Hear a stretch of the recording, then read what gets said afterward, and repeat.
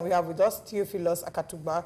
It's a pleasure to have you. Good morning. Pleasure to join you this morning. Good All morning. right. We're seeing here so many stories. I'd like us to look at the Daily Independent. On the front page of the Daily Independent, PDP governors plan soft landing for Damagum, Ayanwu, and summoned them.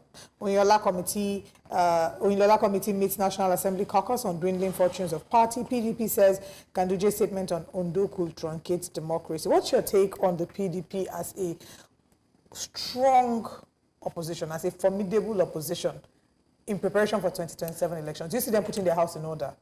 All right. The two words you use, strong, formidable, those two words are no longer associated with the PDP currently based on their conduct. The word formidable means they have the capacity or they are strong.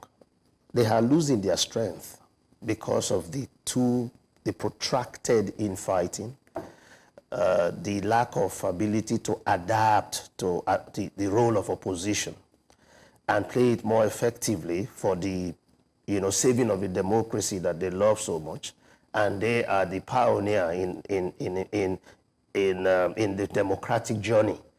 It's the party that won the first election in this dispensation, and they were in power for 16 years and haven't lost power. That party has been dotted with so many gladiators, and that is the problem. When a political party surrenders its leadership based on the man that has the purse. You see the argument sometimes, they say, oh, the leader of the party is naturally the one that has the financial chest, the governor, the head. Those kind of things does not augur well for the progress of any political party. It means once you lose power, you begin to look for new leaders. And this has been the challenge of the PDP. Created so many monsters, they are now struggling to kill. And that is the problem. These monsters have turned against them.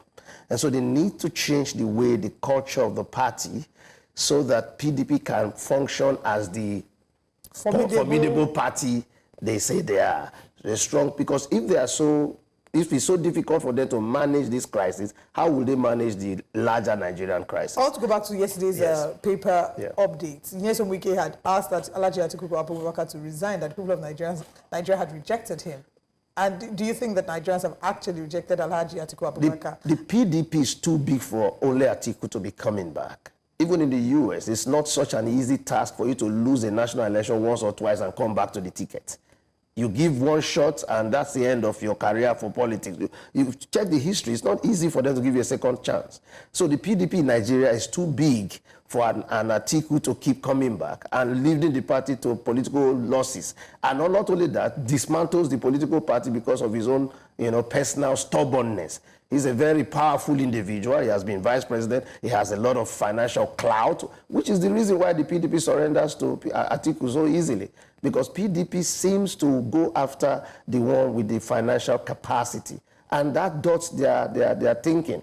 If the time Atiku was made their candidate in Port Harcourt, if they had given that ticket to Tambuwa, then a younger person, more futuristic, the future would have been brighter. Most times they do this wrong calculation. Even in the last election, they saw the mood of the nation after 8 years of President Buhari from the north.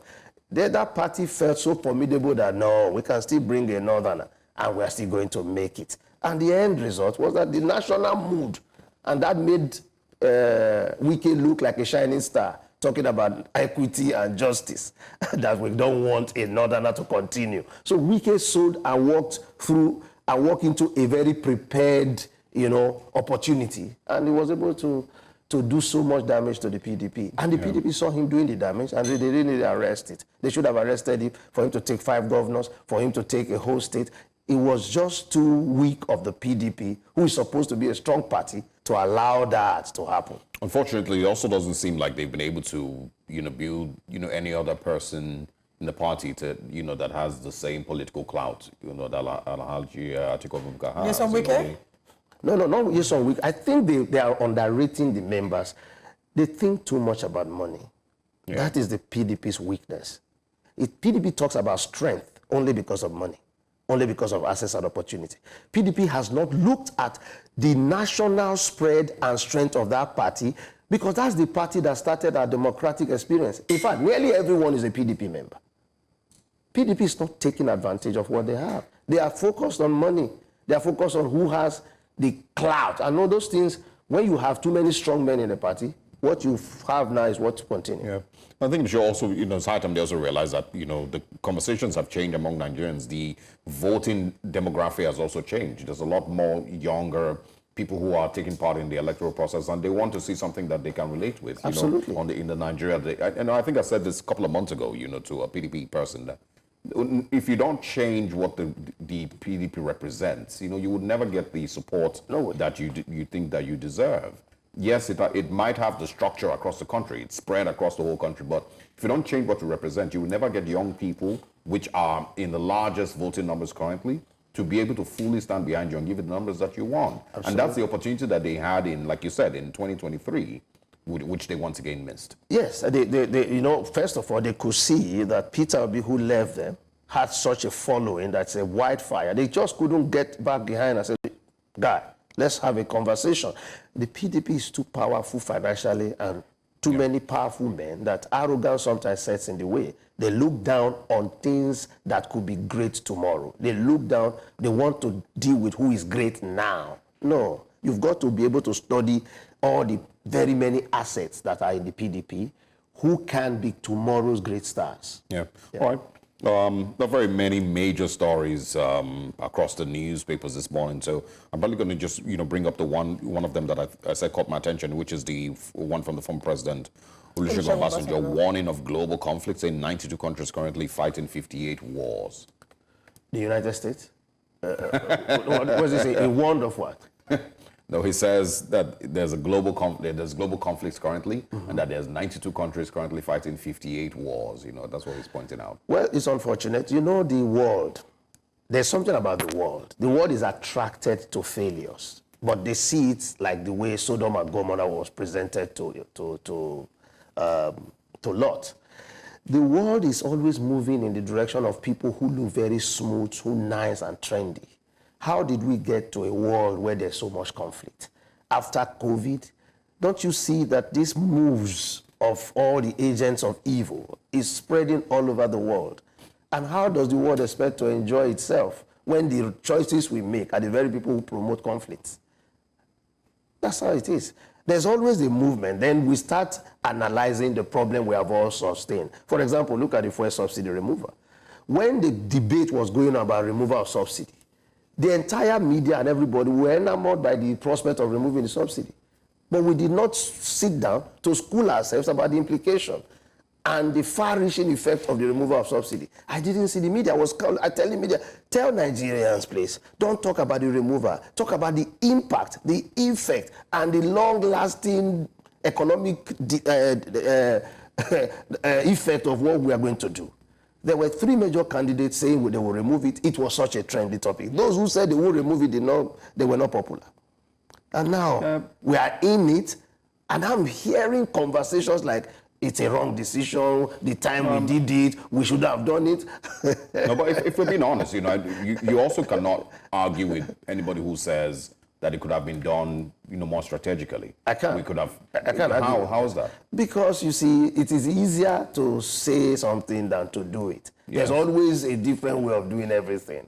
We have used all the strategies to remove subsidy since Nigeria started the subsidy regime. No, we haven't. We have used it. Okay, they will tell you, why don't you study the situation and remove it gradually? Why don't you do it and take it? We've done it gradually since. Check the record. One thing that they've continued to mention is, some safety nets, that would make the removals somewhat bearable for the average Nigerian. Now, what are the question you now ask them, what are safety nets? The next day will just tell you, they say share money to the vulnerable. No, nobody says that. Okay, I think one of the things that we pointed out this morning, and it's just one of them. Even in the Nigerian Economic Summit, when we were in the Federal Capital Territory, the Vice President was speaking and he once again mentioned safety nets. Unfortunately, their idea of safety nets is sharing money.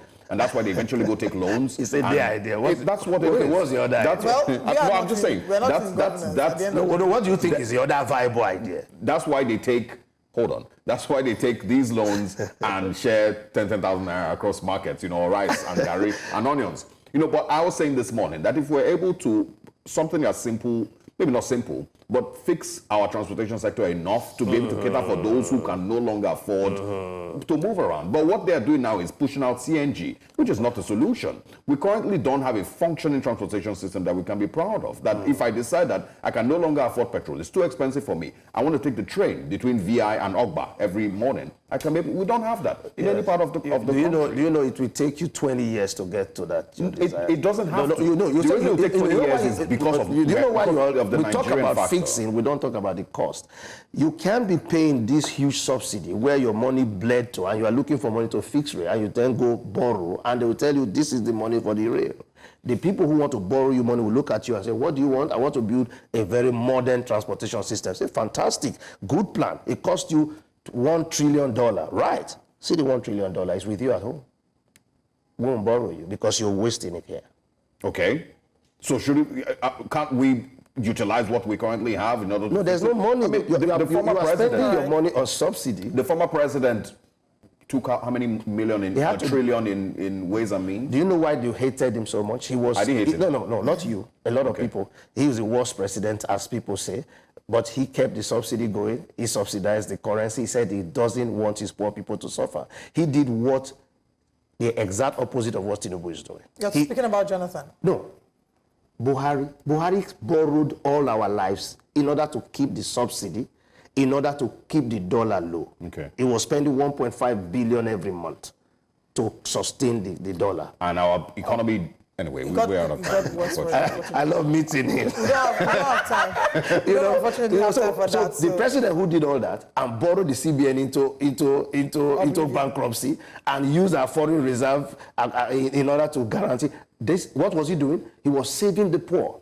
He was saying that his country is too poor. He can't devalue his currency. They said, okay, what's the option? I will keep pumping in dollar. And they said, but the money is going into round tripping. He said, I will keep arresting those people. But unfortunately, I mean... I don't want us to drag this on for too long. Let's not drag this because unfortunately, not a lot of people have so much confidence regarding even the current administration and the ability to get... No, they're just thinking of their financial challenges. That's not all. You have to study what's going on. Okay, we have this conversation another day. Thank you so much for joining us this morning. All right, it's a pleasure to see you colorful and beautiful. Thank you.